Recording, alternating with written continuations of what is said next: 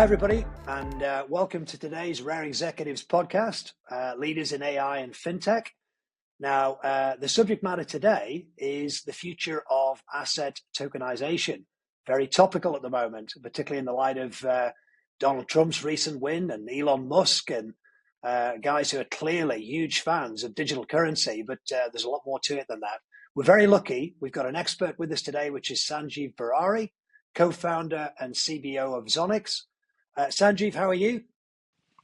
Absolutely fine, and thank you so much for having me, Maurice. It's a pleasure to be there on this podcast. Fantastic. So, what beautiful part of the world are you in today, Sanjeev? I'm actually from sunny California, so yeah, I mean, we're based out of the heart of the innovation hub of the world, which is Silicon Valley, right? So but whatever we do, we've been doing it Web3, which is Silicon Valley is yet to adopt it, but I mean, finally they are on terms in terms of what we do. It's actually got a lot of adoption in this space. So yeah, I'm actually from California. We are based out of Menlo Park, and right now I'm in my home office, which is in San Mateo County, which is closer to San Francisco International Airport. Fantastic. For anybody that's new to our podcast here, just for listeners' sake, I mean, basically the whole principle of this is, on one hand, we have tech founders like Sanjeev, but then on the other side also we have tech funders, venture capital, private equity, and it's kind of a very interesting discussion there, both sides of the equation. So Sanjeev, just in terms of you, right, asset tokenization, it's one of those things that we hear. Some people are experts in it. A lot of people don't fully understand it. What I wanted to look into today with you was kind of bridging innovation, looking at compliance, looking at accessibility there in terms of fintech. So just a good place to start, really, in terms of your journey and your vision. So basically, what led you to start Zonix, and what do you guys do? So we started Zonix way back. I mean, the ideation stage was 2017. It's actually with my other co-founder, who is a tech guy. He's been into tech industry since 20 years. And I've come from a business management background, which is investment management more into, when I worked in different countries from Dubai, Bahrain, Kuwait, Singapore. And I lived there, and I moved to the States back 10 years back. And 2017 is when the ideation started with my other co-founder Prashant, where we started working on a concept of how do we fractionalize the ownership interest of a real world asset, which could probably be our first idea was actually started with a multifamily homes, like how we could probably co-own these homes, and the portfolio of these homes, and like 10 or 15 people can actually kind of have this. There's a GP and an LP structure, right? So we thought of this, that why the LP should always be at the mercy of GP to get an exit, because his when he invests, all these 10 15 people invest together, they always have an issue of exiting out. If you want to invest and you are one of the LP and you want to exit out, you will always have a permission of a GP, because he has to sell the entire portfolio to get you an exit. So we thought, why don't we make this ownership interest like a stock? Like we can convert it on a blockchain and we make it as a stock, and then how do we kind of work on this? So this is how we started Zonix, the ideation phase, and fast forward 2024, asset token ownership interest on blockchain and converting that interest into digital tokens. So we are basically thinking about, like, you can own an asset, and that ownership interest is going to be on blockchain, and that interest can you can fractionalize it to digital tokens. So the interest or ownership interest we are converting into a digital token, which is a process of real world asset tokenization. But because this is an ownership of a real world asset, this comes under the regulation of anywhere in the world. I mean, it's basically these are securities from the financial perspective is concerned, from the traditional finance perspective is concerned, and that's one of the reason is all this is extremely highly regulated space, and that's one of the reason that most of the traditional finance the industries or the entities are trying to adopt this technology. The reason to that is, if we actually tokenize the assets, the real world assets ownership interest on blockchain, you can create a different asset class to the investors, and you can Mm-hmm. actually create more faster, a spread of you getting more investors in terms of creating more liquidity in the market. That's one of the reasons that most of these big asset fund managers like BlackRock or Wisdom Tree or Apex actually is trying to get into this space because they have largest asset portfolios of all these illiquid assets on their balance sheet, and they would like to convert that particular interest of ownership interest into digital tokens so that they can actually give their LPs a new way of investing. And of course, blockchain comes up with a lot of advantages. So I mean, of course, we can talk more about it later, but this is what Zonix has done.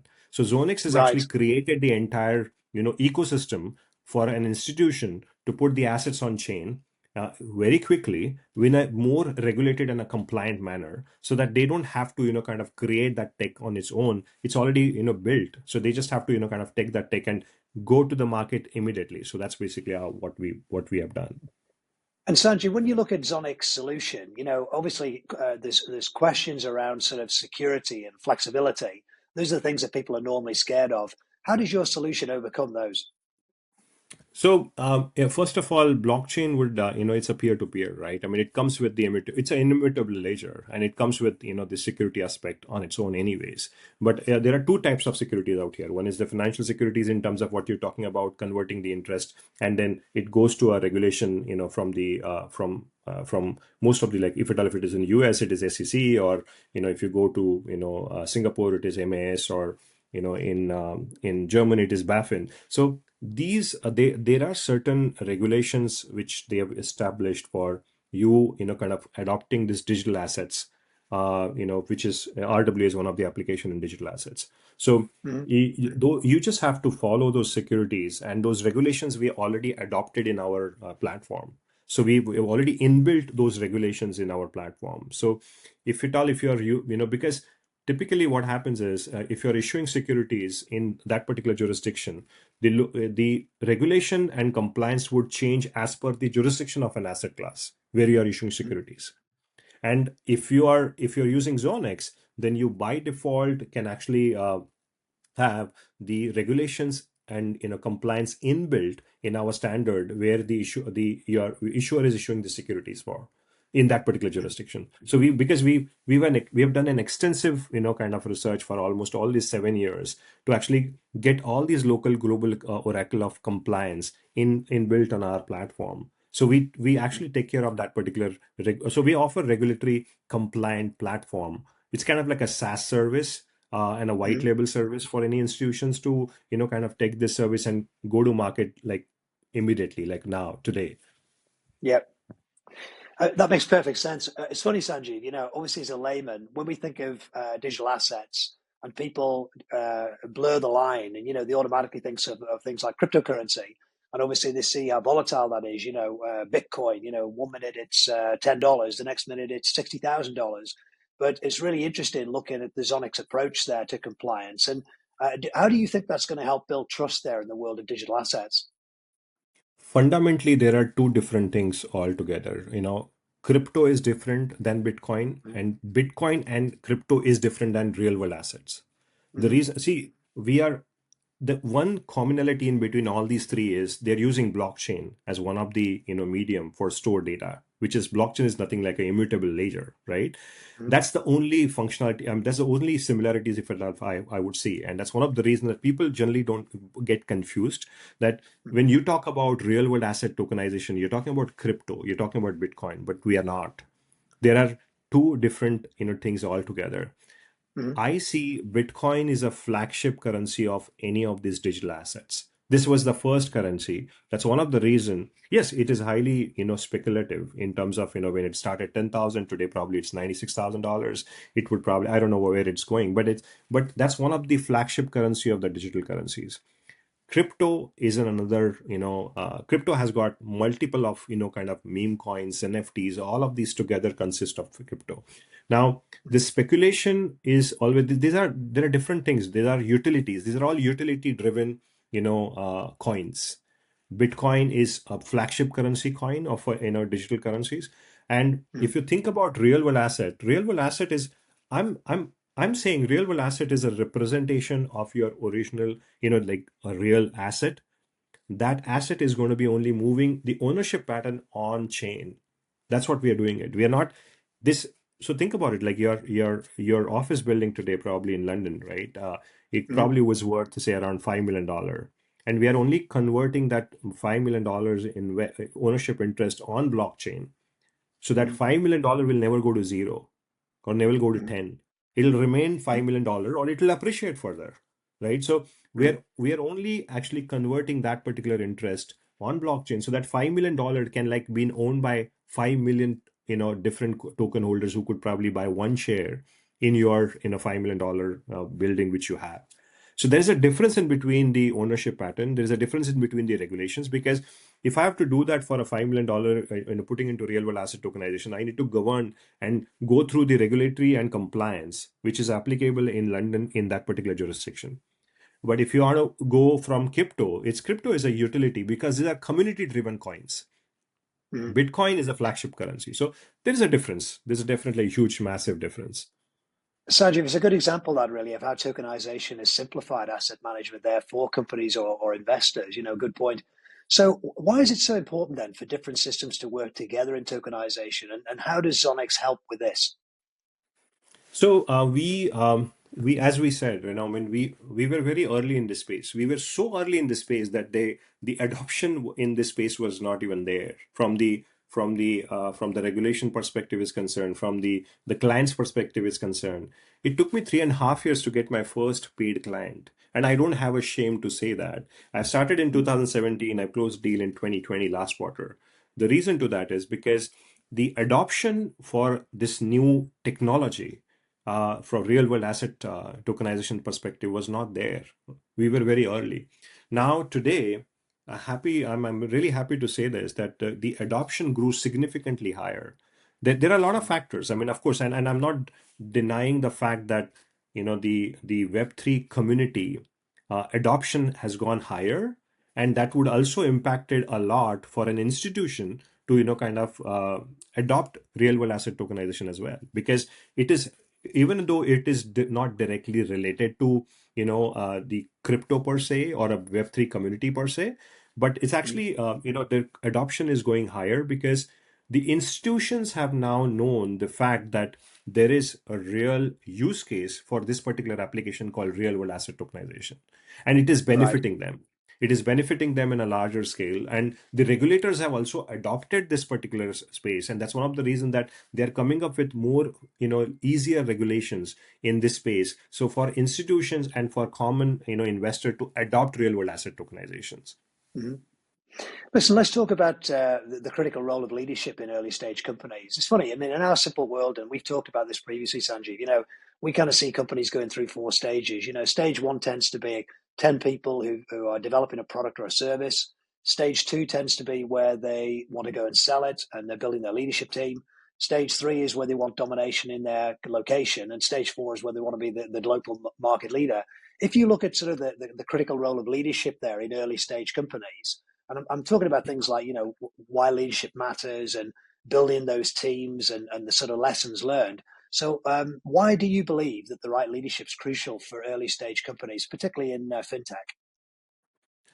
That's a very, very good question, because honestly, this is my first startup. So we are, for my founder is the other founder is also the first startup, right? So we both come from a different backgrounds altogether, and and especially in the fintech space, and that too, with the space where we are in, where the adoption from both the ends, from regulators or from the clients, or the adoption for this whole technology grew very slowly since 2017.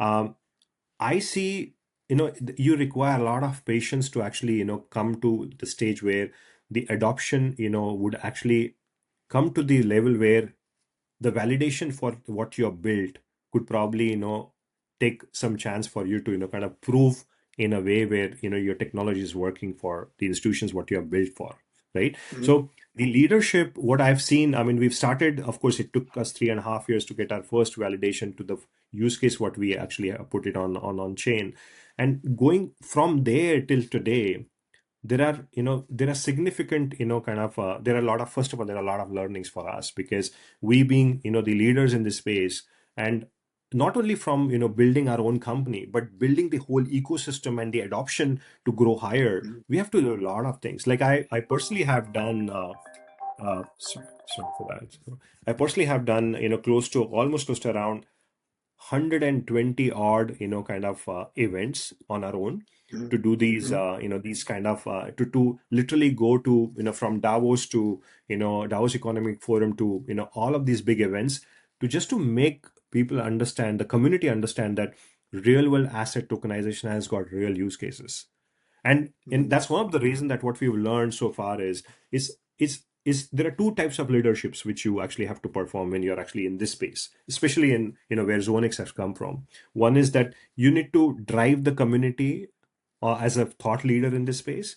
You also Mhm. have to, kind of drive your own company, which is where you need to build the best team where they could Mhm. deliver, they could actually understand the space because it's a new innovation. So we don't expect that what we have gone through since almost 7 years, we could percolate that immediately to the team which we have.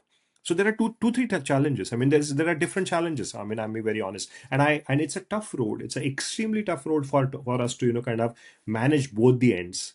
Like to drive business, we need to, we need to increase the adoption from the, from this entire digital asset space.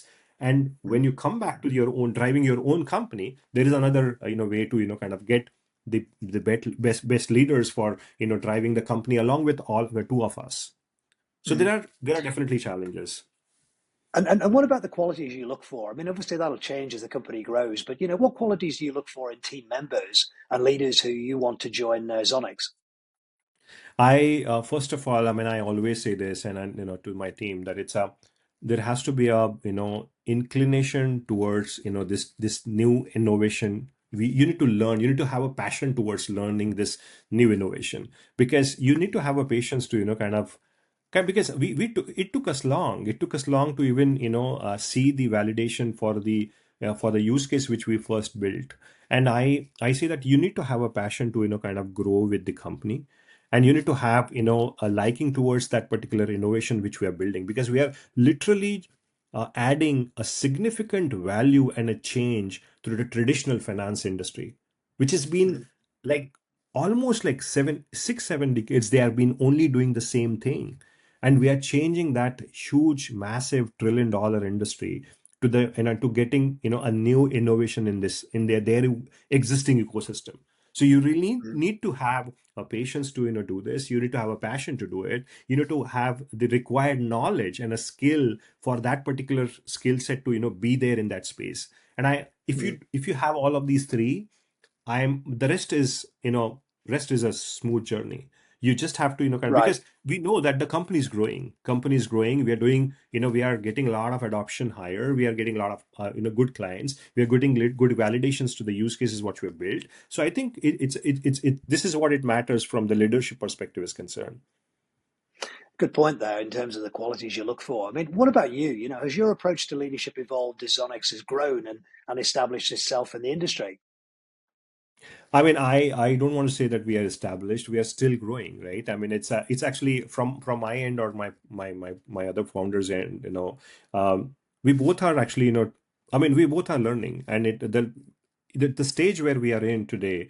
Of course, I don't want to say that we are keep learning. We are learning to the new innovation, but we are a lot of things we've actually what we've learned we added to the ecosystem today, which is more of a thought leaders in this space. And we've reached to a stage where now we've seen that, most of these the use cases what we built are actually been recognized by the, institutions. And that's Mhm. basically the stage where we are in today.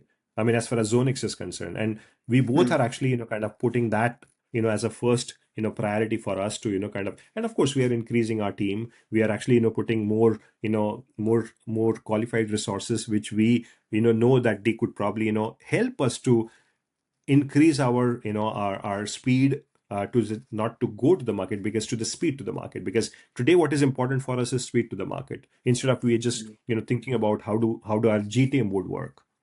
Mhm. Sanjeev, what about the future of asset tokenization and fintech? I mean, obviously, it's a fascinating area and it's developing rapidly. in real time. I mean, if you look at sort of emerging trends and you look at vision and you look at sort of opportunities, first of all, how do you see tokenization shaping the future of asset management and investment? Um, that's the one of the best use case where tokenization would fit in extremely well. Because think Mm, about it from the fund asset management or a fund asset manager's perspective. In fact, you probably must have seen, Larry Fink from BlackRock, who always talks about tokenization, because mm, besides he being, having the largest illiquid asset on his balance sheet, which is, real estate, which he could probably, if we really do it well, that particular, that highly illiquid asset class would definitely convert into a liquid asset class, because it can drive a lot of investors attention to buy that particular asset class in fraction, if at all, if you do it really well, right? So I think I've seen, from the asset management perspective is concerned, the underlying asset, is whether it's illiquid or liquid, the fundamental thing from a real world and asset tokenization perspective is concerned, it actually gives you a lot of efficiency in the processes. It removes the intermediary, so you actually save a lot of cost, and you actually have a huge process built in, which was never existed up till today. And top of mm, that, you create a new asset class, you create a new investor class for a fund or an asset management perspective is concerned. So because we are talking to a lot of, we are working in fact to most of these big asset managers, and we are of course we are learning as well, and we are making them learn about what we built. So I think it's mm, the learning is both the ways. It's actually, so I think if I see most of the big asset managers have, as we speak, has already started adopting mm, this space, or they already are there, or they with whom the top of these, with whom we are already talking. But at the mm. same time, they, as we speak, there are more or of there are actually at the fence, which they would like to jump out of the fence and come and work in this space to adopt this new Mm. technology. So I see this Sanjeev, particular what asset class is a very good asset class. Sanjeev, what about innovation here and sort of the future? What technological trends in tokenization are you most excited about? I mean, there are a lot actually, because this whole ecosystem what we built is not only one, blockchain can dominate, or one wallet provider can dominate, or one, payment provider can dominate. It is fundamentally we are building the whole big, giant ecosystem for all of us to grow together. And there are a lot of technological trends, like of course, besides you being a blockchain developer, if at all, if you talk about technologies concerned, but if you talk about business is concerned, you could probably have come from a private capital market background, or you come from the a private the asset management background. You need to adopt this new trend to make this particular industry grow. And that's there's a lot of innovation is happening from the traditional finance to get into a DeFi, which is decentralized finance, what we basically Mm, are trying to do. So I think there's a mm, there's a lot of innovation is happening, and these skill set are growing every day. Of course, AI is fundamentally adding a lot of value, because I see this artificial intelligence in our space, especially in fund management and a decentralized mm, finance, would add a lot of value in future, because we are mm. also started working on it right now, where we are adding a significant AI in our decentralized finance, where we already built up till today. Yeah, you kind of led me nicely into it there because I was going to ask you about trends. Could you share any sort of upcoming projects without obviously breaching on any confidences here, or areas of innovation that listeners could look forward to from Zonix? Yeah, I mean there are a lot of good use cases which we are working on it, but one of the use case which I really like, which I'm actually working on it right now, is a building first kind of like a private equity data center green energy AI fund, which is which we are trying to put it on blockchain, tokenize it, Mm, and literally capturing not only the security token perspective to raise capital in a private equity to put it on chain, but at the same time, having a utility play where most of these hardware which has been used in the data center can actually put that usage and captured in blockchain, so that you mm, can actually monetize that particular value of the hardware utility as well. in the whole data jail ecosystem. And that's it's kind of like a really fascinating to me, because I see a lot happening on a utility play where this is a new way for an existing data center operator or an existing data center investor to get an additional value for his money which he's putting it today as an LP. Okay, and at the same time, for a data center owner, is a highly efficient way to monetize all the hardware cost, and to actually kind of get an additional revenue for them and efficiently manage the more data centers, because data center is a highly demand asset class today because of the AI's cloud computing. There's a huge demand from every country to build more data centers. Like if you see BlackRock is putting a lot of money to build data centers, to acquire data centers. And we are actually getting into that space and that asset class to build not only a security token of from real world asset tokenization perspective, but at the same time to kind of working on a utility token which actually gets in the entire ecosystem of data center, and to efficiently manage those data centers and to create a different revenue stream for a data center operator, and at the same time getting more investment returns for a data center and LP as well. That's something which is extremely fascinating to me. Sanjeev, that's a great summary, really, of the future of tokenization there in fintech. So just to sort of wrap up, the key takeaways for me are obviously the impact of tokenization, which could be phenomenal, the importance of compliance there in terms of security and getting it right, and then obviously the future of asset tokenization itself. Just really interested in your final thoughts here, not just in terms of asset tokenization, but you as a leader there, and really just any message that you would share for any aspiring fintech entrepreneurs going forward. I mean, I must say it's a definitely there'll be definitely a huge impact on the traditional finance industry from the real world asset tokenization perspective is concerned. But I must say this, it's kind of an innovation play here, right? I mean, any new technology would take some time to adopt, but Mm-hmm. the adoption group significantly faster once the community adopted that particular innovation. And I see a huge trend in this space, especially from, I mean, I just want to kind of clarify, like web 2 space and a web 3 space. So if at all, if I have to see, kind of think about it like you know um, Web 2 space is, in a data center's perspective, is a CPU, and our Web 3 space is, you actually using GPU. Yeah, it's right. It's basically, these are the two different analogies, I believe. But I think it's the innovation who actually it's driving this space, and I believe the from fintech perspective or from my perspective in terms of we being in this space, I think it's going to take not a long time for any innovation to kind of go that faster. And data, I mean, and especially in the real world asset tokenization space, since we have seen that adoption grew pretty faster, is we are almost there to see the next built product which is going to be going on a mainstream to be adopted by the institutions. Mm-hmm. Listen, Sanjeev, I mean, say I'm an aspiring fintech entrepreneur, right? And, maybe it's my first gig or whatever. Generally, what kind of information, what kind of advice, knowing the journey that you've been on, would you give those people?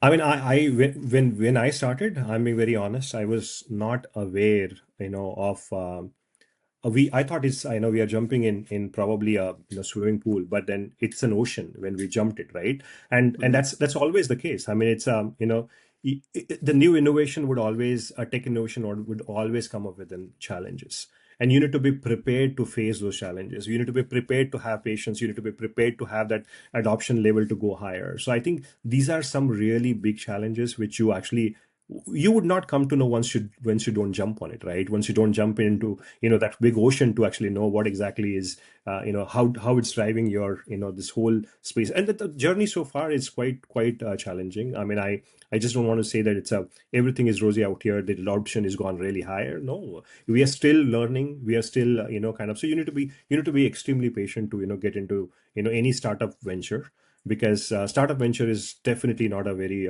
rosy pictures out there. I mean, I say that there's a lot you learn, and you need to have that patience to learn more. You need to have that patience to kind of get go in the market. And for us, the challenge is not only one. It's is the challenge is also for us is to adopt, to increase the adoption from the buyers as well, from the whole industry. That was biggest challenge which we faced. Not only from how do we scale from 0 to 10 from our company perspective, but for the whole perspective in terms of not only product, it's the whole adoption for the digital industry, digital asset space. So we've gone through a lot, but yes, we've learned a lot as well. So I think I must say that this is something which I really wanted to. I call it as a Web3 entrepreneurs. So Web3 entrepreneurs should be aware of all this, especially when it is a regulatory and a compliant play. So you need to have that patience to kind of grow with the system. You know what, Sanjeev? It's been fascinating. I've been a tech recruiter for 25 years, and obviously innovation's moving so quickly at the moment. I thought I knew about asset tokenization, but even I know a lot more about it now. So thank you very much. You're obviously an expert in your field there, and I love your enthusiasm. So really thank you for joining us today on the podcast. I really appreciate it, Maurice. Thank you so much for having me in this broadcast. Thank you. And a message to all our listeners, I'd encourage you to follow our executives in Zonix and the podcast for future episodes featuring other leaders in AI and FinTech. For those who don't know, you can get us on YouTube and on Spotify. And if you search under Rare Executives Podcast, we'll come up there straight away. So we'll be back shortly with another expert in another field. And thank you all for listening to us today. Have a good one.